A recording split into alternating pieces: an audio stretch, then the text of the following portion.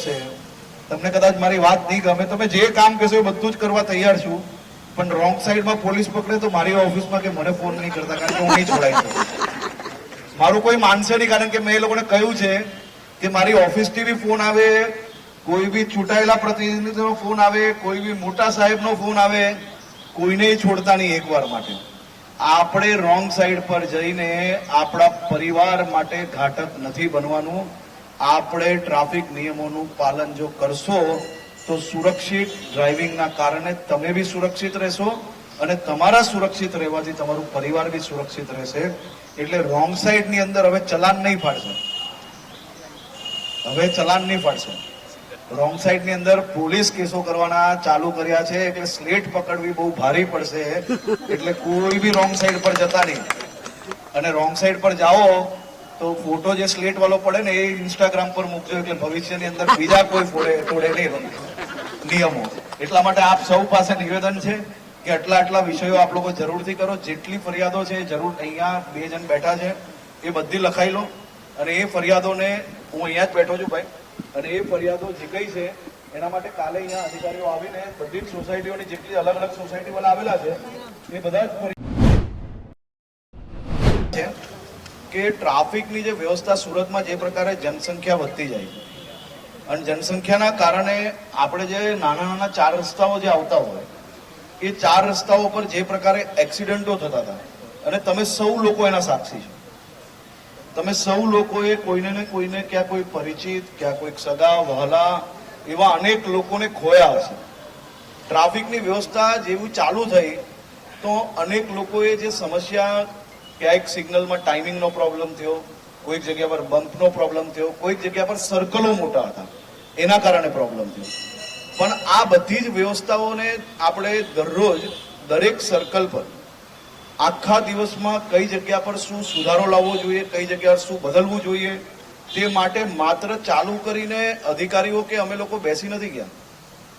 કમિશનરથી લઈને સુરત શહેરના પોલીસ વિભાગના ખૂબ મોટી સંખ્યામાં અધિકારીઓ સર્કલ પર ઉભા રહીને આ બધી જ વ્યવસ્થાઓની અંદર કઈ રીતે ક્યાં અગવડતા આવે છે, ક્યાં બમ્પરો નડે છે. તમે જોયા હશે બમ્પરો જ્યાં સર્કલ પર હતા એ નીકળી ગયા. સર્કલો જે મોટા મોટા હતા એના કારણે જે 2 લાઈનો ઓછી થઈ શકતી હતી તો એ સર્કલોનું ડિમોલિશન ચાલુ થયું. સાથે સાથે ટાઈમિંગ, જે લોકોની માંગણી હતી કે ટાઈમિંગની જે ફરક હોવો જોઈએ એ ફરક કરવામાં આવ્યો. અને સાથે સાથે અનેક સિગ્નલો પર 80% સિગ્નલ એવા છે કે જે જગ્યા પર વધુ ભીડ થતી હતી એ ભીડો હવે તમે જોઈ હશે કે ઓછી થવા માંડી છે. પરંતુ હજી બી અનેક જગ્યા એવી છે કે જ્યાં સમસ્યા છે એ સમસ્યા બી આવનારા દિવસોની અંદર તાત્કાલિક નિવારણ કઈ રીતે આવે એના માટે આજે બી પોલીસ કમિશનરથી લઈને તમામ લોકો 4 કલાક સુધી અલગ અલગ સિગ્નલ પર પોતે ઉભા છે. એ ઉભા છે ટ્રાફિક મેનેજમેન્ટ કરતા સાથે ભવિષ્યની અંદર ત્યાં ટાઈમિંગની અંદર કઈ રીતે ફેરફાર કરીએ, ટાઈમિંગ જોડે જોડે ફિઝિકલ સ્ટાફ મૂકવાથી આપણે શું ફરક પડી શકે, આ બધી જ વ્યવસ્થા કરવા માટે આ રીતે ટીમો ત્યાં લાગેલી છે. આનાથી ફાયદો શું થયો? એક્સિડન્ટોની અંદર ખૂબ મોટો ઘટાડો આવ્યો. એક્સિડન્ટોની અંદર ઘટાડા જોડે જોડે 20 જેટલા ગયા અઠવાડિયા તક, આ અઠવાડિયાના જે આંકડા એડ થશે, ગયા અઠવાડિયા તક જે સર્વે કર્યું એ સર્વેમાં ગયા અઠવાડિયા સુધી 20 જેટલા ગંભીર એક્સિડન્ટ ઓછા થયા અને 11 જેટલા ફેટલ એટલે કે મૃત્યુ ઓછા થયા. અને આનાથી વધારે જીત આપણા સુરતીઓ માટે કઈ ના હોઈ શકે. અને હું તમને એટલા માટે આભાર માનું છું. આભાર ખાસ એટલે માનું છું કે તમે સૌ લોકોએ નાની મોટી તકલીફો સહન કરી. ક્યાંય 5-10 મિનિટ તમને જવામાં ટાઈમ વધારે લાગ્યો, ક્યાંક એક પછી એક સિગ્નલ આવતી હતી એવી 23 સિગ્નલો બંધ બી કરી હતી. આપણે જે ઓછા ડિસ્ટન્સમાં આવતી હતી એવી 23 સિગ્નલો ઓછી કરવામાં આવી. તમને લોકોને તકલીફ બી પડી હશે, પણ આ તકલીફ આપણે બધાએ સાથે રહીને આ તકલીફને થોડી ઘણા દિવસ હજી સહન કરવી પડશે. આ સહન કરવાથી આપણા શહેરને, આપણે જે રોડ અકસ્માતની અંદર જે મૃત્યુ પામતા હતા એની અંદર આપણે ઘટાડો કરવાની આપણી જીદ છે. અને આ જીદ એ મારી માત્ર એટલાની નથી, આપણા સૌ સુરતીઓની ભેગા થઈને છે.